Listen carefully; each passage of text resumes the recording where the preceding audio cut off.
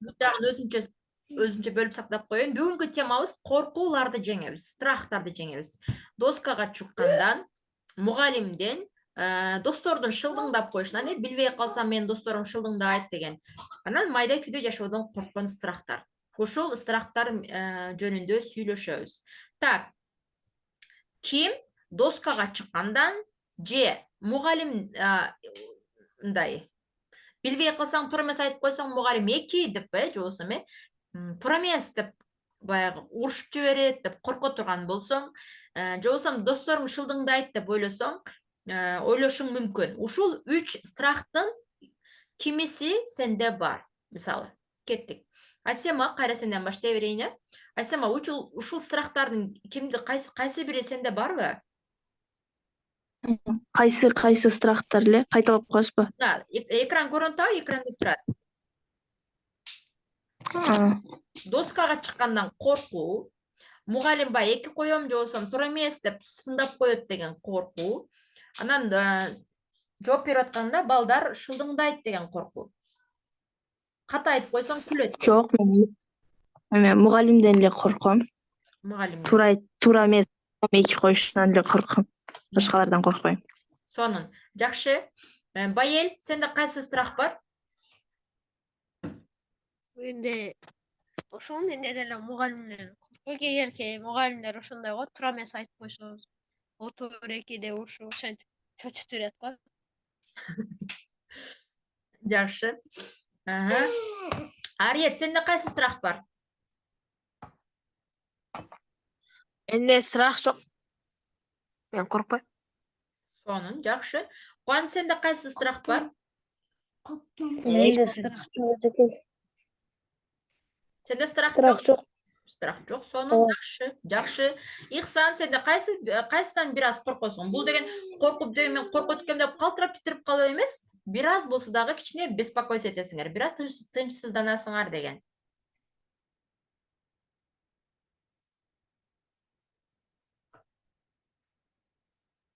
Ихсан, сен жооңду тутам. Мен да ушул мугалимден корком. Мугалимден корком. Так, жооңар үчүн рахмат, анда кеттик.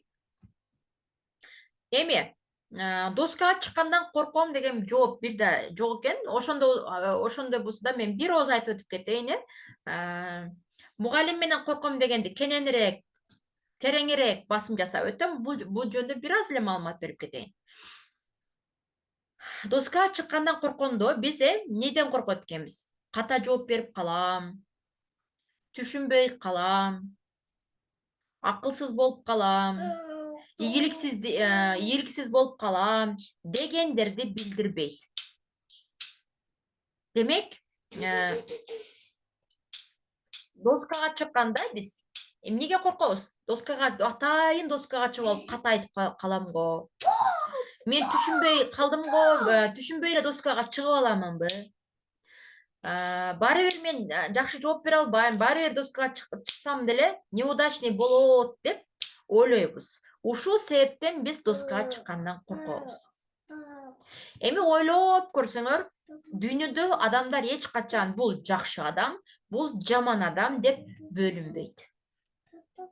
Жакшы адамдын дагы жаман жактары бар, жаман адамдын дагы жакшы жактары бар. Эми, экинчи бала бул жаман бала деп дагы айтсак туура болбойт. Туурабы? Кошуласыңарбы менин сөзүмө? Двоечниктер бул жаман бала дейбизби? Жок, ооба. Жок. Туура. Двоечниктердин деле характери жакшы болушу мүмкүн. Болгону сабакты билбей атат. Демек, доскага чыккандан эч кандай страх кылуунун кереги жок. Эгерде биз корко турган болсок, бул коркуу сезим. Сезимдердин ичинде номер 1 турат. Бизде основной 4 сезим бар, Бизде 4 сезим бар. Өткөндө өзүбүзгө ишенимдүү болуш үчүн биз сезимдерибиз менен иштешибиз керек деп айтканмын. Эң биринчи сезим бул коркуу сезим. Күчтүү сезим. Экинчи күчтүү сезим бул ачуулануу. Үчүнчү күчтүү сезим бул капа болуу. Төртүнчүсү тарынуу. Ушул нерсе аябагандай немеси күчтүү да баягы. Деп кой, бирдемкеси күчтүү аябай кандай. Ошолордун сезимдердин ичинен номер бул бир турган бул страх, коркуу. Эгерде биз корко турган болсок, эсиңерде болсун, мээбиз жабылып калат. Мээ деген сабакта айтканбыз, мээнин эмоция бөлүгү катуу иштеп кеткен учурда логикалык бөлүгү мына иштеп атат да, логикалык бөлүгү жабылып калат. Ошондуктан коркпогонго аракет кылыш керек. Доскага чыккандан коркуп аткан учурда, же сахнага чыкканда коркуп аткан учурда, выступленияга чыкканда коркуп аткан учурда, экзамен тапшырарда коркуп аткан учурда кандай техниканы колдонсоңор болот? Ким билет? Мошниш деген бир техника бар. Ким билет?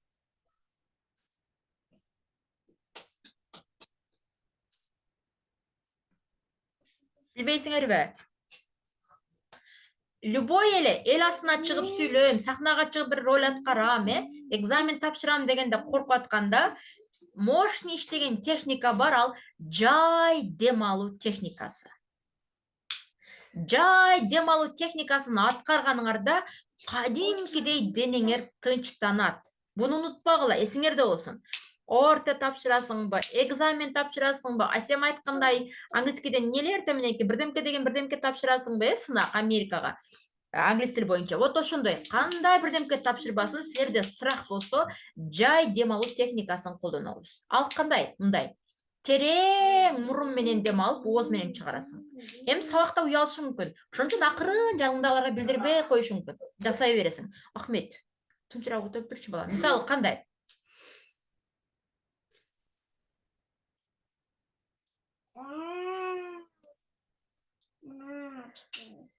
Ушул сыяктуу эле кыла бересиңер. Бул эмне үчүн бул техника иштейт деген сомнение, каршы пикир жарыла турган болсо мындай. Биз корккон учурда, эмоция катуу иштеп аткан учурда адреналин деген гормонубуз иштеп баштайт. Адреналин. Ушундай.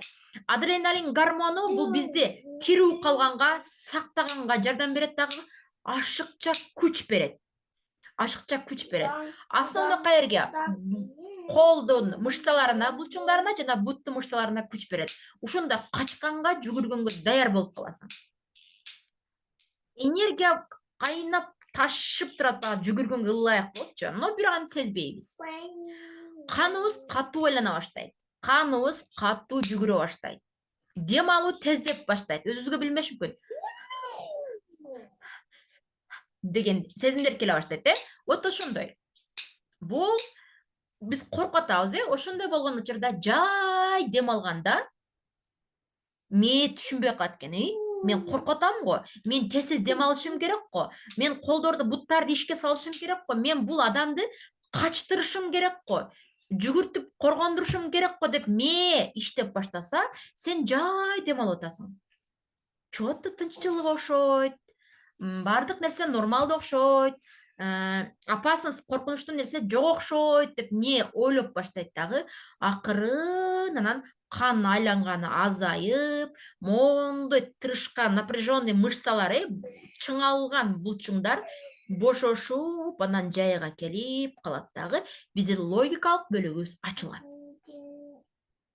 Мээнин логикалык бөлүгү ачылат. Түшүнүктүү болдубу, достор? Биз катуу корккон учурда жай дем алуу техникасын колдонобуз. Эсиңерде калдыбы? Ооба. Жакшы. Бул техниканы өмүр бою колдонсоңор болот. Экзамен, университетке барганда дагы, башка болгондо дагы, мисалы үчүн ишке, Асема Американы бүтүп келди деле, аябай сонун англисчени сүйлөп келди, бирок Асема өзү кыялданган мощный бир компанияга ишке кирип атат деле, мисалы үчүн, кайсы компания десе экен. Мисалы, Windows деген бир компьютердик Windows деген ошош компанияга ишке кирип атат, Асема ошону аябай каалады, толкунданып атат. Мен ишке алып калса экен, албай калса жакшы эмес болот, менин мечтам болчу деп толкунданып аткан болсо, бул просто мисал, баарыңар эле ошондой. Анан ушул жай дем алган техниканы колдонуп туруп, беседага кирсең, жай теманы колдонуп туруп, директор менен сүйлөшсөң, жай дем алуу техникасын колдонуп туруп, өзүңдү презентация кылсаң, мощный результат болот. Так. Бышықтайыз. Түшіндік плюс қаршымын минус сұроғым бар. Сұро қояуыз чатқа.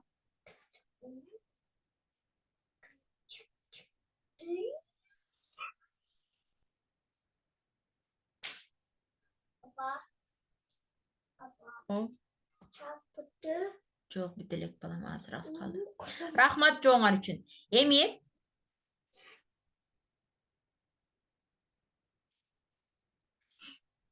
Эми, доска чыққандан қорққанның жооптары.